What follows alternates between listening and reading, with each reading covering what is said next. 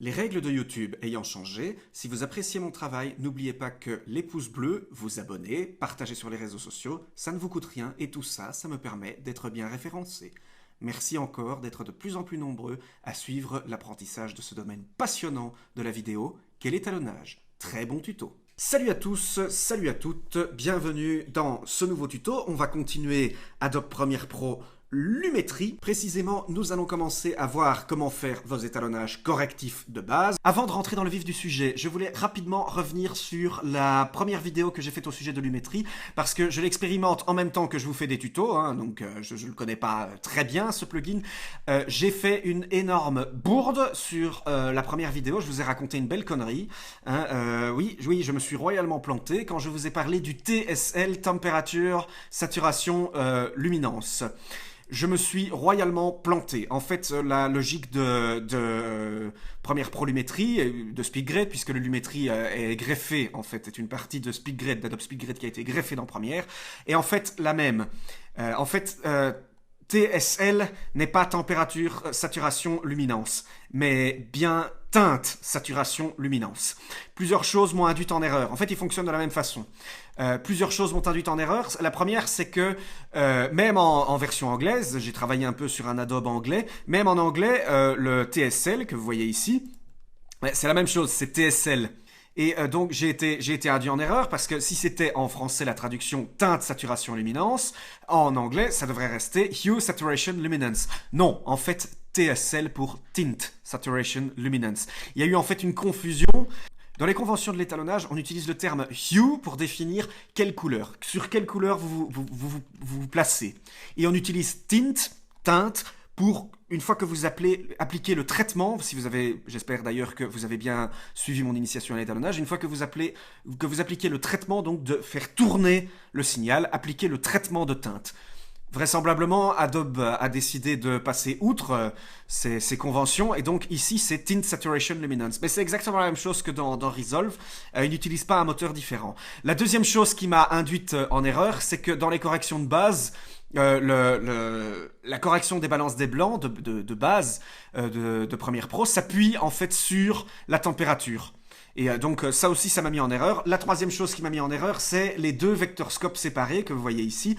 Voyant que c'était plutôt pointillé et ligné, et voyant ici une exacte opposition entre jaune, rouge orangé, bleu et magenta, vert, exactement comme on peut le voir ici, la teinte et la température. J'ai vraiment cru qu'en fait, il s'appuyait clairement sur les deux opposés, ce qui n'est en fait pas le cas. On peut le voir que les deux roues chromatiques des vectorscopes sont les mêmes. Quelle est la différence donc du coup entre le vectorscope YQV et le vectorscope TSL?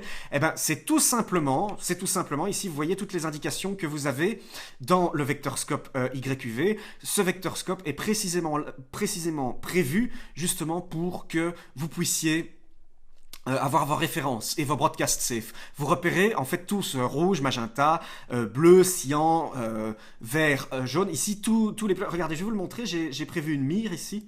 Voilà, je vous ai fait une mire. Regardez. Vous voyez en fait ici donc les points qui sont apparus dans les références. Les points ici que vous voyez sont les références normalisées du blanc, jaune, cyan, vert, magenta, rouge, bleu, qui sont en fait donc des références. Et donc on a encore trois références. Ici on a un blanc, ce blanc précisément ici. On a ici ces deux qui sont ici, vous le voyez, c'est le bleu et le violet normalisé, et le noir évidemment est lui aussi au centre. Voilà, donc en fait, ce vectorscope TSL est simplement là pour vous indiquer votre... je vais retourner sur une image plus normale. Est simplement là pour vous indiquer donc votre référence par rapport au broadcast safe. Et le TSL donc est là pour voir plus précisément, comme vous voyez, le signal est... On a zoomé sur le signal ici et on l'a affranchi de toutes les références normalisées. Pourquoi? Pour que vous puissiez être plus à l'aise avec votre signal, pour que vous puissiez voir votre signal avec plus de précision. Voilà, c'était une erreur de ma part, mea culpa, error humanum est. J'en ai pas perdu mon latin, comme vous voyez. Mon humour de merde non plus d'ailleurs. Vous le savez, c'est dit. Désolé, j'espère que ce genre d'erreur ne se reproduira plus pour les suites des tutos. Je vous ai préparé ici 3 plans. Un premier plan ici qui vient du clip Oye mi canto de Sandra et Ricardo. Il est disponible sur mon site, je vous invite à aller le visionner. Un plan ici qui vient de Lovely Day de Marlène William, ma réalisatrice préférée, qui est sur mon site également, je vous invite à aller le voir. Et un plan ici qui fait partie de mes références d'étalonnage, à savoir qui vient du No Command Funchal, les plans d'insert, d'illustration contemplative de la ville de Funchal à Madère, quand je travaillais avec Naminia et National Geographic. Pourquoi est-ce que je vous ai mis ces 3 plans dans ce tuto? Parce qu'on va illustrer ici 3 étalonnages correctifs qui peuvent être appliqués. Comme vous voyez, ces 3 plans ont besoin d'un étalonnage correctif, chacun différent l'un de l'autre. On va s'attarder d'abord rapidement sur ce plan-ci. Quel est le problème de ce plan-ci? Je vais retourner au début. Les plus observateurs d'entre vous me diront ce plan est un peu flat, il n'y a pas beaucoup de couleurs, il n'y a pas beaucoup de contraste. Ce plan, c'est tout simplement en fait un plan log. Il a été tourné à la Blackmagic Cinema Camera. Donc en fait, simplement, si on veut récupérer les couleurs du Rec 709, eh bien il faut appliquer la LUT. On va s'attaquer un peu à la partie correction de base qui est le premier volet donc de notre colorimétrie.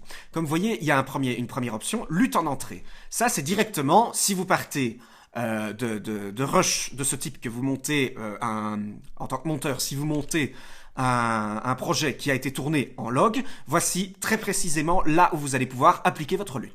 Pour cela, par exemple, ici, donc, ce que je peux faire, donc, vous voyez ici que j'ai la possibilité d'aller chercher des LUT.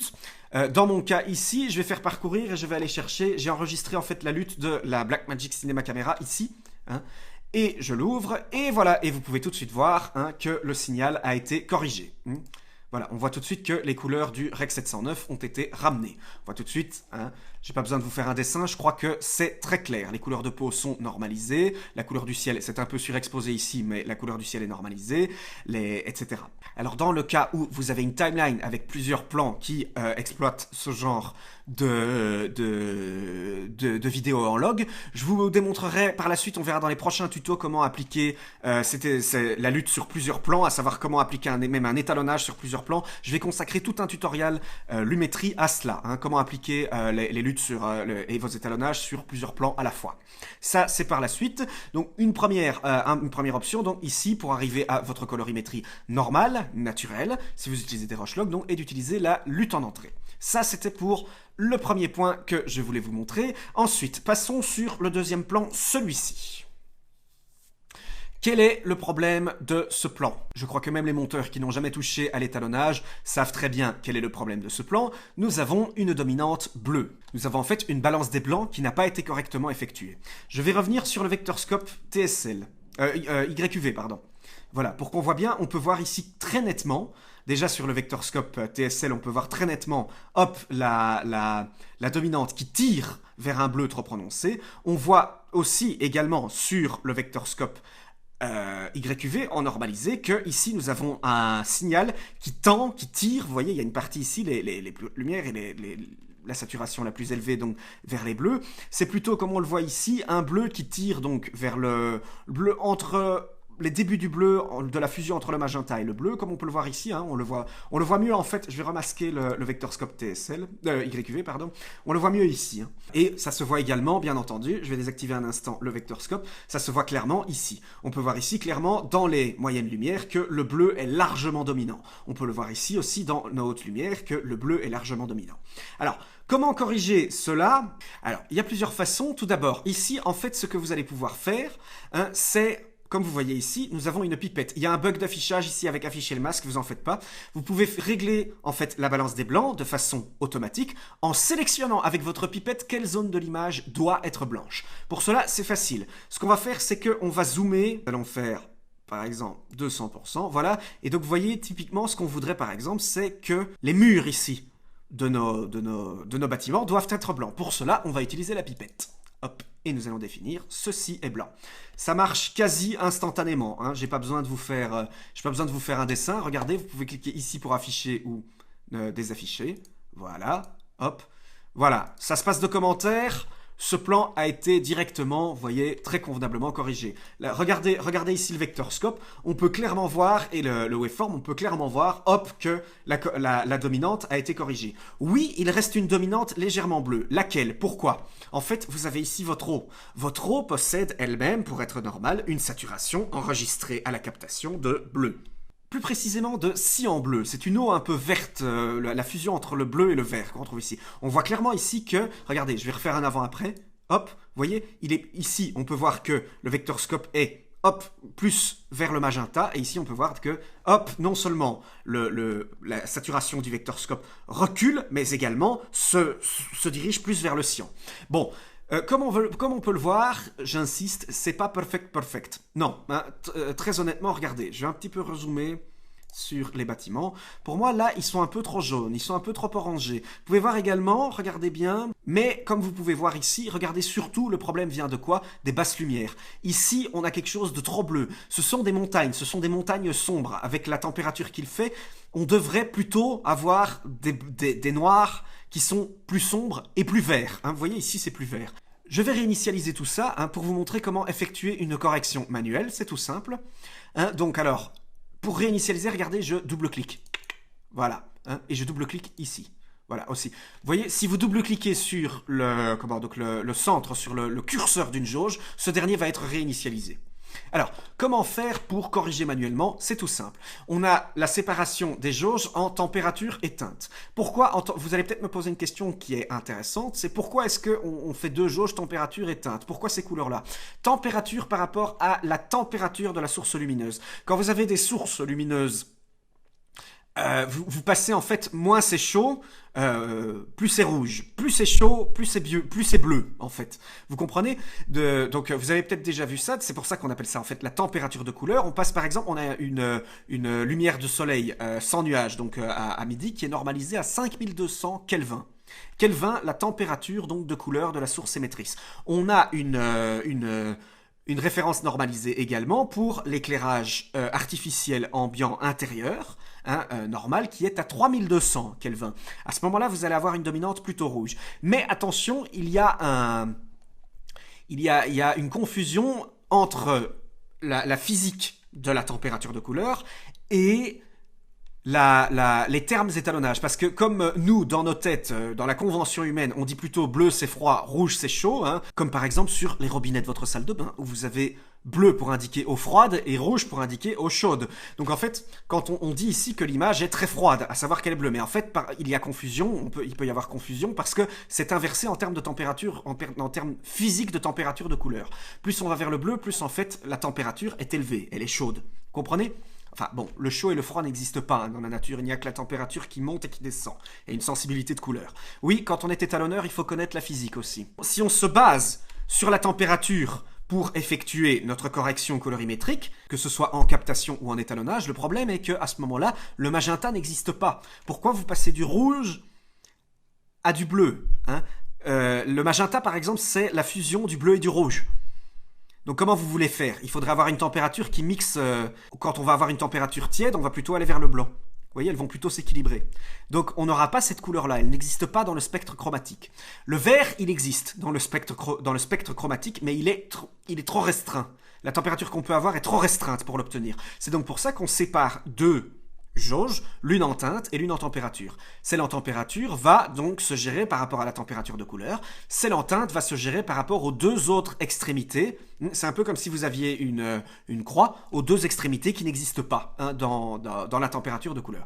Donc évidemment, ici, vous devinez facilement que si on veut corriger cette dominante bleue, il faut à ce moment aller vers l'orangé. Voilà. Voilà, ça commence à bien fonctionner ici, voilà. Voilà. Et ici, donc, on a quelque chose qui est... Voilà, ici, ça devient... Ici, vous voyez, je commence à avoir un ciel qui est très orange. Je rebaisse un peu pour revenir.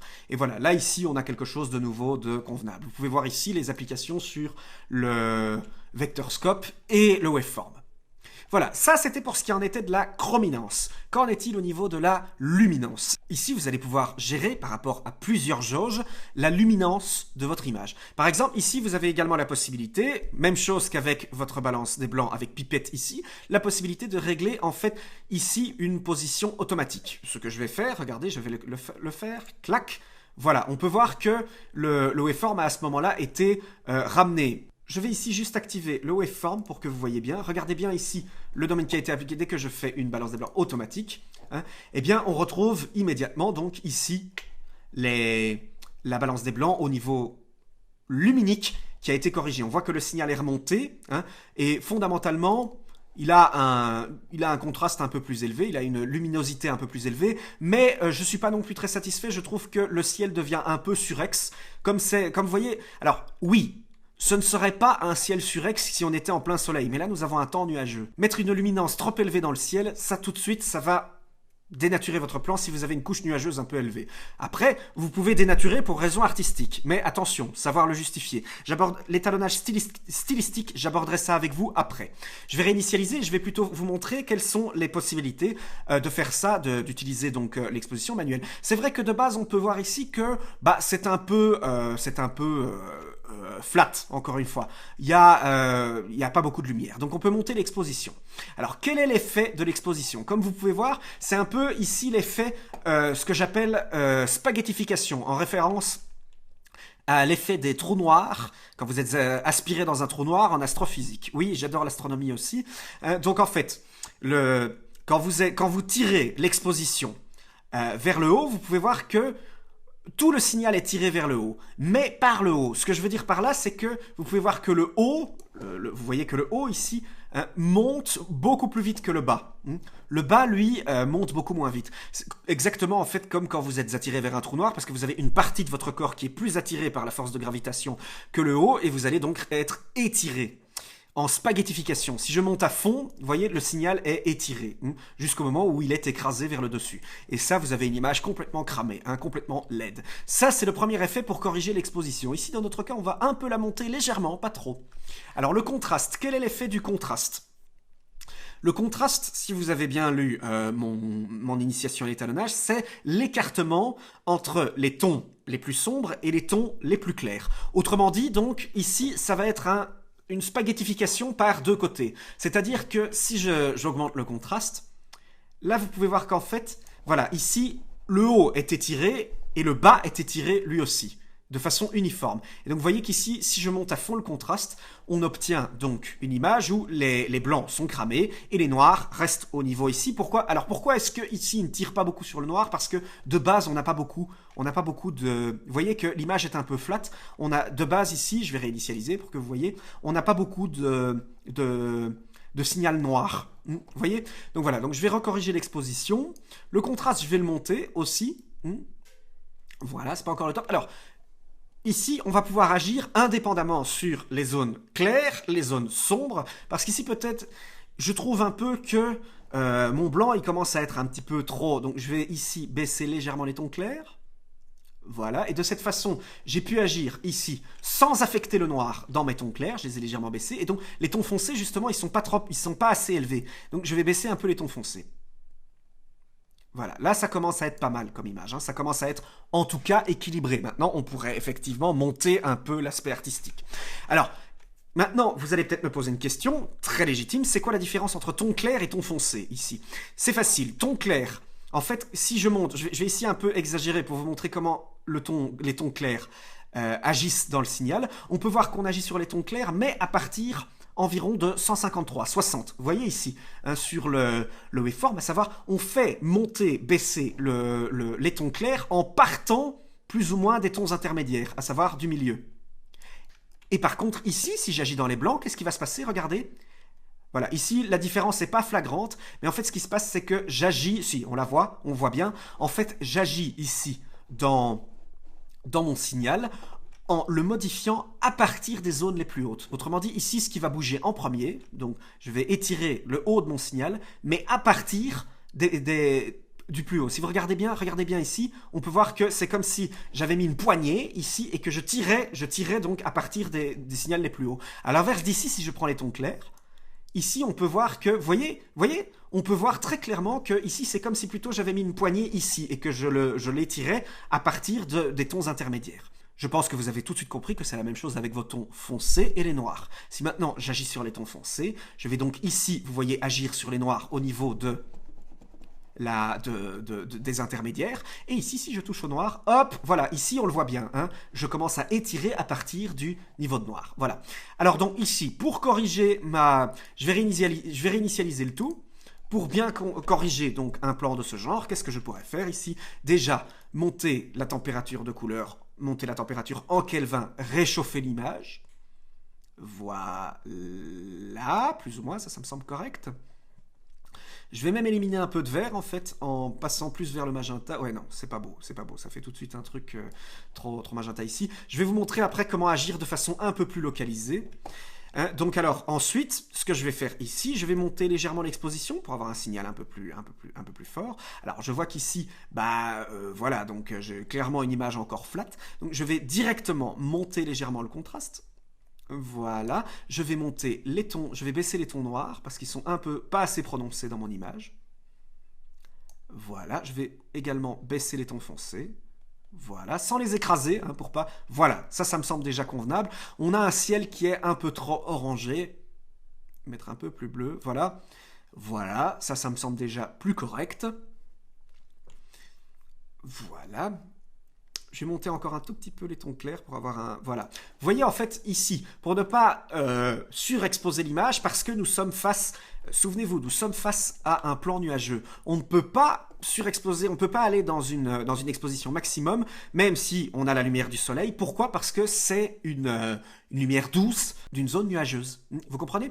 Voilà, regardez ici déjà les résultats. Voilà, c'est déjà plus ou moins correct. Le dernier réglage que j'ai pas vu, c'est bien entendu la saturation. La saturation, c'est quoi? Je vais réactiver, je vous l'ai expliqué dans mon initiation à l'étalonnage. Je vais reprendre ici le vectorscope, plutôt le TSL pour que vous voyez. Donc ici, je commence à avoir une image convenablement corrigée. Si je veux renforcer les couleurs, parce que, donc, regardez, je vais monter. Voilà, regardez la différence. Vous voyez, ici, vous voyez, donc on a des couleurs qui sont un peu plus délavées. Ici, je les monte, elles sont beaucoup plus prononcées. La dominance de bleu se voit beaucoup plus. Hein, vous voyez, regardez bien.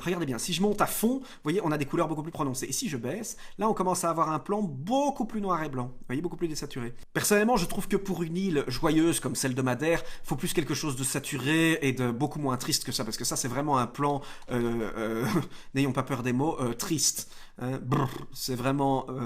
oui, c'est triste. Hein, c'est vraiment pas... pas du tout, il faudrait avoir des plans plus chauds, plus saturés, etc. pour avoir quelque chose de plus joyeux. Pour définir Madère, c'est plutôt une île joyeuse. Si vous voulez faire par exemple une publicité d'agence de voyage, c'est certainement pas une image comme ça qui va vous faire une bonne pub, parce que c'est une image toute triste, hein, je pense que vous êtes parfaitement d'accord. Donc je vais monter plutôt la saturation. Voilà, alors, comme correction de base, encore une fois, c'est pas globe côté du... il faut voir maintenant faire quelque chose de plus localisé, mais en tout cas pour équilibrer, c'est déjà plus prononcé. Voilà, ça colle un peu plus. Ça va? Voilà, donc ça c'était pour ce qui est de la correction de base, votre étalonnage correctif primaire. Cependant, pour aller plus loin avec l'étalonnage correctif primaire, le premier plan était déjà assez explicite côté du problème face auquel on peut se retrouver confronté seulement avec ces réglages-ci. J'ai préféré vous préparer ce plan-ci qui est plus explicite, celui de Lovely Day. Pourquoi est-ce qu'il est plus explicite? Eh bien, appliquons ce que notre étalonnage correctif sur ce plan. Voilà, en fait, très précisément, hein, je vais faire un automatique pour que vous voyez, voilà, ici... Je vous le dis tout de suite, les réglages automatiques, vraiment, en tant qu'étalonneur, j'évite tout le temps. Sincèrement. Sincèrement, parce que franchement, ça vous crée ce genre de choses. Hein. Voilà, hein, je vous laisse deviner, voilà, ce réglage n'est clairement pas du tout cohérent. Alors, appliquons la correction manuelle par rapport aux corrections de base. Voyons voir ici. Voilà, ça c'est un peu plus correct. Ce qui nous donne donc ceci.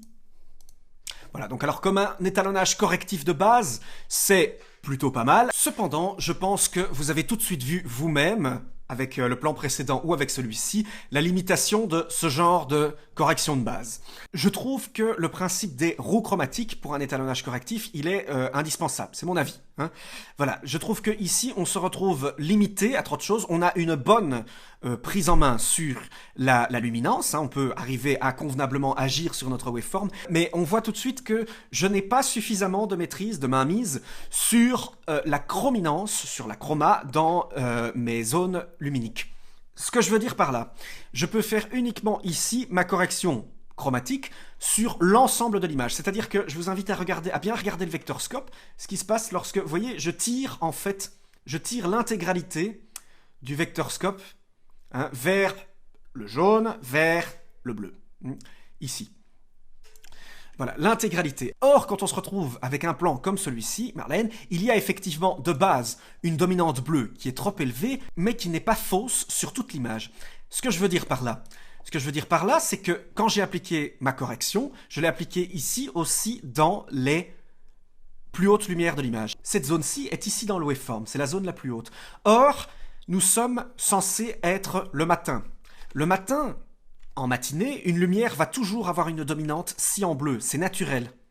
Si on veut préserver cette dominante cyan bleu, ici, vous voyez bien que l'outil ici de correction de base, le volet de base, il nous empêche un peu le boulot. Si je veux conserver la dominante cyan bleu, j'arrive à une image trop cyan.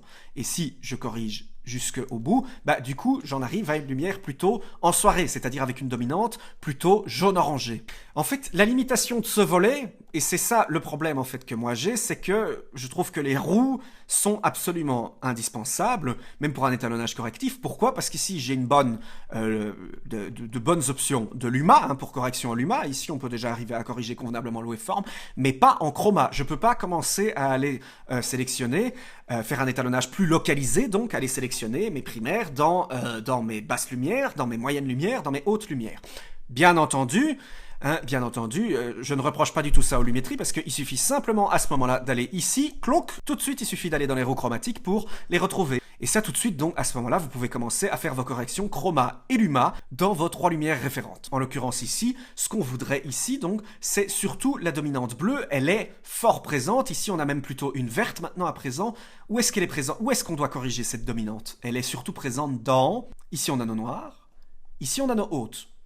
Tout le reste ici, c'est plutôt de l'intermédiaire. C'est donc ici, on va prendre les tons moyens, ici, la roue chromatique du ton moyen, et on va pousser ici pour éliminer le vert, pour aller plus vers le blanc. Hein, on va éliminer le vert, on va aller plus vers le magenta bleu. Voilà, je crois que c'est on ne peut plus explicite qu'ici, regardez bien, on a éliminé une tranche de vert. On a peut-être un petit peu trop des dominantes magenta maintenant, mais on a éliminé une tranche de vert précisément dans les zones qu'on voulait. Ici, par contre, on est toujours un peu trop orange. Donc ici, en fait, dans mes tons clairs, les plus clairs, ce que je vais faire, c'est que je vais revenir sur le cyan bleu. Léger, hein, pas trop. Voilà, et donc pour compenser, parce que maintenant j'ai de nouveau ici mes intermédiaires qui redeviennent légèrement bleuâtres, je vais recompenser en retournant vers le jaune dans mes tons moyens. Regardez bien. Voilà, vous voyez ici, les hautes lumières sont déjà beaucoup plus naturelles.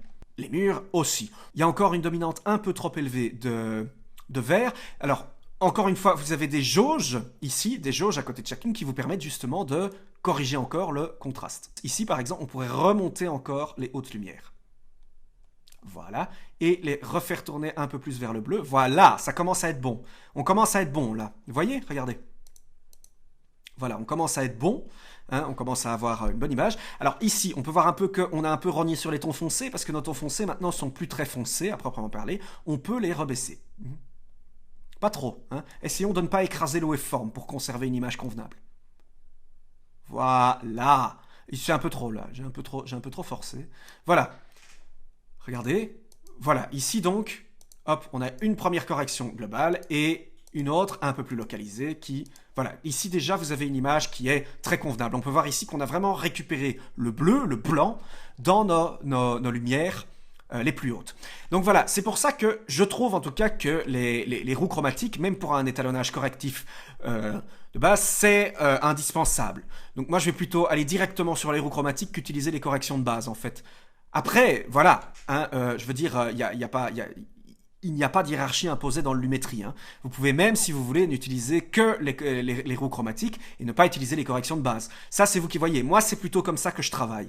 Alors, ça commence à faire un long tuto, mais il y a quand même une dernière chose que je voulais aborder par rapport aux roues primaires ici qu'on a faites pour utiliser nos étalonnages correctifs. Je crois que les monteurs ici ont déjà une bonne vue pour arriver à corriger convenablement leur plan directement dans le Lumetri de première. Il y a une dernière chose que je voulais aborder, c'est ceux qui ont suivi ma formation Resolve, et les courbes log. Comment est-ce qu'on peut faire pour avoir... Parce que c'est vrai que ça, c'est quelque chose que j'utilise assez souvent également. C'est comment peut-on faire pour avoir nos roues log? Parce qu'ici, ce sont des roues donc qui sont globales, desquelles on ne peut pas déterminer fondamentalement l'agissement, dans quelle zone ils agissent, pour avoir une correction précise, donc à savoir définir dans quelle zone agit cette roue et cette roue. Ce que je trouve un peu bizarre, c'est que si on regarde le correcteur chromatique tridirectionnel, je vais l'appliquer sur ce plan.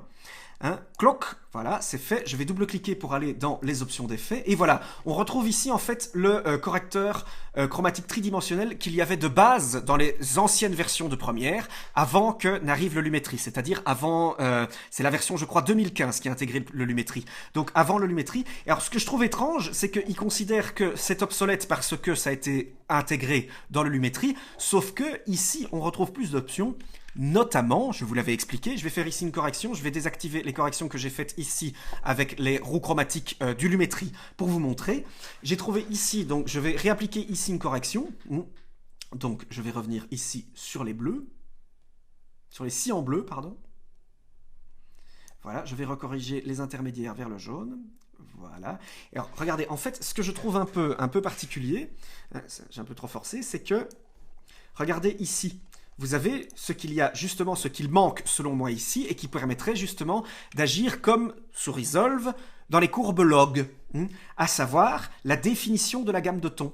À savoir, regardez ici, j'ai en fait un carré. Ce carré, je peux le glisser. Je peux le glisser et qu'est-ce qui va se passer? Eh bien, regardez, en fait, regardez, je vais exagérer pour que vous voyez bien la différence.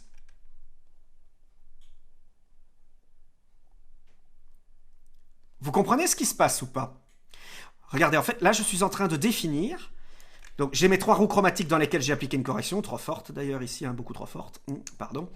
Et donc, en fait, j'ai ici, vous voyez, un triangle. Ce triangle, en fait, eh bien, il va me permettre de définir où se trouve la limite. Vous voyez? Et donc, ce qui va faire que ici, je vais un petit peu faire ainsi, hop, hop, je vais pouvoir justement monter le bleu, voilà, juste... J'ai bien défini juste dans cette zone-ci, et mes intermédiaires, mes tons moyens, donc en fait, vous avez ici la même chose, vous voyez, le carré ici va définir où se trouve la teinte de ton foncé, et le triangle, le contour progressif, la transition, si vous voulez, les zones intermédiaires entre ces tons. Et donc, je vais pouvoir définir ici à quel niveau agit ma roue chromatique des tons foncés. Et je vais pouvoir définir, donc, et entre les deux ici, ce sont mes tons intermédiaires. Vous voyez? Voilà, ici, c'est un peu trop vert ça. Voilà, bon, il n'est pas pratique. Hein. J'avoue que les roues dans Premiere Pro ne sont vraiment pas pratiques. Elles sont hyper sensibles et vraiment pas du tout maniables. Ça, c'est un point noir. Voilà, voilà, vous voyez, on est arrivé à faire quasiment le même étalonnage que ce qu'on a eu avec les roues chromatiques, mais de façon plus précise. À savoir, j'ai pu définir exactement dans quel ton intervenaient mes roues. Et je peux faire, en fait, vous voyez, le triangle ici, je peux le baisser complètement. Pourquoi? Pour n'agir vraiment que dans une lumière très précise. Ce qui revient en fait au réglage dans Resolve, ceux qui ont suivi mes tutos Resolve, des courbes log. Bien que je trouve ici les roues chromatiques du Lumetri beaucoup plus maniables, je n'arrive pas à comprendre pourquoi est-ce qu'ils n'ont pas réintégré ce réglage-ci du correcteur trichromatique, du correcteur chromatique tridirectionnel de base d'Adobe Premiere. Je n'arrive pas à comprendre pourquoi est-ce qu'ils ne l'ont pas repositionné ici. Comme vous le verrez, je vous montrerai les courbes, je vous montrerai le TSL secondaire, je vous montrerai les vignettes, etc. Vous avez également des possibilités avec le créatif, etc., mais qui sont, selon moi, franchement, qui manquent de précision par rapport à ce qu'on peut définir comme les courbes log, ici avec cet outil-là. Bref, ça c'est, je trouve, un manque. Mais tenez, regardez, on va aller sur celui-ci. Je vais revenir sur celui-ci et ce que je vais faire en fait c'est que hop, je vais lui réappliquer. Pourquoi? Pour qu'on ait quelque chose d'un peu plus ciblé pour nos corrections. On va aller dans les options d'effet. Ici, alors donc en fait sur le tridirectionnel je vais définir parce que je trouve toujours que mes noirs ici sont vraiment très bleus, pas assez verts. Donc en fait je vais définir ici, je vais éliminer du bleu, je vais aller vers le jaune verdâtre. Voilà, ça fonctionne déjà beaucoup mieux. Et voilà, donc alors pour nuancer, eh ben, je vais définir ma gamme de tons noirs. Et donc ici, donc, dans mes tons clairs, je vais plutôt éliminer la dominante magenta rouge et retourner vers le vert. Voilà, je vais bien définir ici, hop, ma limite. Je ne veux pas que ma correction affecte, en fait, voilà, élimination. Bon, par contre, bonne chance avec vos courbes chromatiques pour arriver à les maintenir ici parce qu'elles sont vraiment pas, mais alors vraiment pas géniales. Donc voilà, donc vous voyez, j'agis ici, je détermine ici donc que je n'agis que bien dans mon ciel et pas dans la zone intermédiaire. Qu'est-ce que je vais faire dans la zone intermédiaire? Dans la zone intermédiaire, donc, ici, j'ai de nouveau une dominante un peu trop verte que je vais éliminer, aller plus vers le magenta pour faire plus de couleurs vives, plus vers le rouge plutôt, hein, pour faire quelque chose d'un peu plus convenable. Et ce que je vais faire aussi, ça c'est aussi un point qui manque sur les roues chromatiques primaires de Lumetri, c'est la possibilité d'aller chercher la saturation dans les différentes zones. Et ça, vous l'avez ici sur le correcteur chromatique 320. Donc ici, en fait, ce que je vais faire, c'est que les tons moyens, je vais monter la saturation. Voilà, et pas... Voilà, ça c'est trop, hein. Voilà, et plutôt ici dans le haut, la saturation des tons clairs, dans le haut, eh ben ça, je vais les baisser. Pourquoi? Pour avoir un ciel plus blanc. Vous voyez? Voilà. Voilà, ça fonctionne. Et ma saturation des tons foncés, je vais la baisser un peu aussi pour que... Voilà. Et là, vous voyez, vous pouvez voir tout de suite que si je l'active ou le désactive, là, vous voyez qu'on a déjà obtenu une correction beaucoup plus localisée et convenable. On peut encore faire mieux, mais pour ça, il faudrait avoir des étalonnages un peu plus clairs. Vous voyez? Voilà. Donc voilà, pour résumer, je trouve ça incompréhensible que Adobe n'ait pas transposé les outils dont on dispose ici directement dans le Lumetri et de façon peut-être un peu plus précise pour les combiner avec ces trois roues qui sont, elles, beaucoup plus maniables que celles qu'on a ici. Hein, voilà, ça c'est pour moi un mystère un peu... Honnêtement, ça je n'arrive pas à trop comprendre. Enfin voilà, ça c'était pour... Je crois que ce tuto a duré suffisamment longtemps. Vous avez déjà ici une bonne façon de créer vos étalonnages correctifs de façon globale et un peu plus localisée dans Premiere. J'espère que les monteurs sauront dès à présent un peu plus corriger leur plan. Je vous dis à très bientôt sur Corvans Prod. Merci d'avoir suivi ce tutoriel. N'oubliez pas les pouces bleus, n'oubliez pas les partages et à la semaine prochaine dans un nouveau tuto.